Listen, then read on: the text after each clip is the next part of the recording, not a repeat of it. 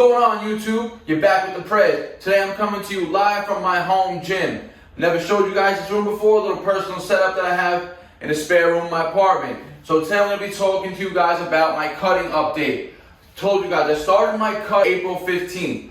I was weighing in at around 170, 171 pounds, pushing just about 14% body fat. My goal was to get down to 10% body fat. In my head, I wanted to get to around 165 at 10%, which over the cut, thought I was doing it pretty well, but I realized that was a little bit of an unrealistic number, slightly higher. So let me explain to you guys how we could figure out numbers, percentages, how much weight loss you guys should actually need to lose. So let's take a step back. Started this cut April 15th, and on my bulk, my peak, I was eating around 3,700 calories. So like I mentioned earlier, the first thing I did was start eating around maintenance, which was around like 3,400 calories. I did that for about the first 10 days of the cut, just to start seeing a few pounds of weight loss happen. And right away, I lost about 3 pounds within that first week. So I went down to about 167 pounds, but most of that, of course, is going to be mostly water weight. And then from there, I slowly dropped the calories little by little, about every 10 days to 2 weeks. So started around 3,400, I went to 3,300. Then I dropped to 3,200, then I dropped to 3,100. So by the end of May, I was just at around 3,100 calorie eating. I had dropped a good amount of weight. I was sitting around 165 pounds, morning weigh-ins, and at night I was going to bed around, again, 167. So my true weight in the morning was probably around 165 pounds up until about a week ago. Now we're the first week of June right now. So currently what I'm doing is I'm weighing in now, like I said, 165 pounds, 164 pounds some mornings, just about 12% body fat. So let's take a step back and let's think about what happened. Started at 170, 14%. Now, let me talk to you guys about the math needed to figure out how much weight you guys should lose in order of percentages, right? So I was 170 at 14%. I wanted to get down to 10% body fat. In general, that means I had to go from 14 to 10. That's a 4% body fat weight loss. And that would have equated to about 7 total pounds of weight loss. So 4% body fat at 175 pounds, for me to lose 4% would have equaled about 7 pounds total weight. That would have brought me down to about that 163 pound mark, 10%. Told you, the original goal was I wanted to hit 10% at 165 pounds. Again, I would have probably had to be a little heavier for that goal to happen. I was only trying to lose 5 pounds.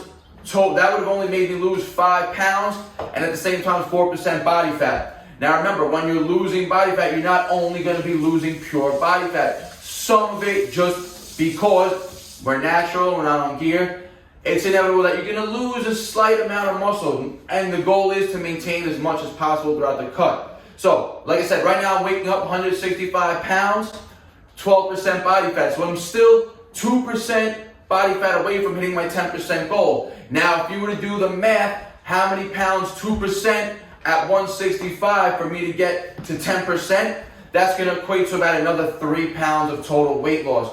So the way you guys do this math is, so let's start again. 170 pounds at 14%, I wanted to get down to 10%. So what did I do? You do 170 pounds and you times that by 0.04. That's going to give you the amount of weight difference between 14% and 10%. And in my case, it was around 7 pounds. So I had to lose 7 pounds of pure fat only for me to achieve 10% body fat at 163 pounds. But like I said, right now I'm at 165 at 12%. Now on that math, for me to lose that next 2% is going to be about another 3 pounds, slightly over, about 3.5 pounds. That's going to bring me down to about 162, maybe 161.5 pounds for me to achieve that 10%. Slightly missing my goal of 165 by about 3 to 4 pounds, and the general equation missing that by about 2 pounds. Remember, if it was all pure body fat that I was losing from 170 pounds at 14 to 165 at 10%, then it would have been all body fat loss, right? No muscle at all. But that's inevitable when you're natural and not taking any enhanced supplements. So, like I said, right now, for me to get down to 10%, number-wise, if I was again to just lose 2% body fat of pure fat, that's going to put me around that 162 pound mark. But again, I'm going to estimate it's going to be more about 161 pounds because I'm not going to lose just pure body fat. I would estimate maybe 2.5 pounds of body fat, maybe 0.5 pound of muscle is going to be lost, some water as well throughout the remainder of this cut. And that just goes to show you guys, I only had to lose total 7 to 8 pounds. And my goal was to do it in 6 weeks, April 15th to June 1st. Today is June 3rd, and I did not achieve that goal.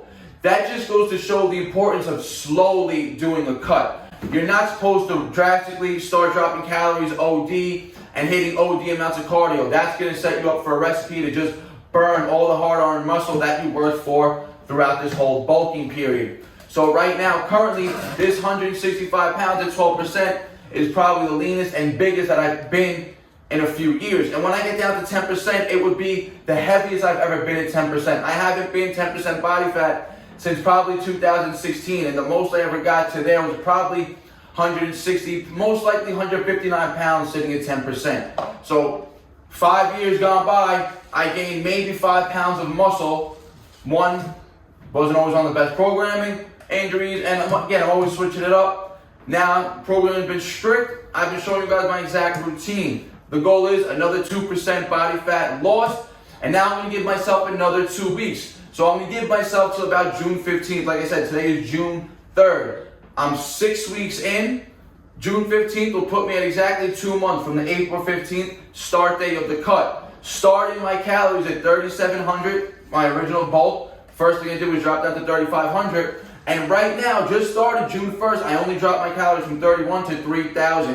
And I don't plan on going any lower than 3,000. Some days when I'm not as active, I'll eat 28, 29. But if I'm training, I'm eating a minimum 3,000 calories a day still. That would be my baseline. And if I have a few days where I'm eating 3,000 and I have a few off days where I'm eating low calories, I may have a day where I'm going to eat 3,200, 3,300 if I have a hard workout days. I explained to you guys how you can manipulate your calories in the last cutting video. Remember, if, for instance, my calories now are going to be 3,000, that's going to be my baseline calorie goal per day. So if I was to do 3,000 calories a day times 7 days a week, that's 21,000 calories total for the week.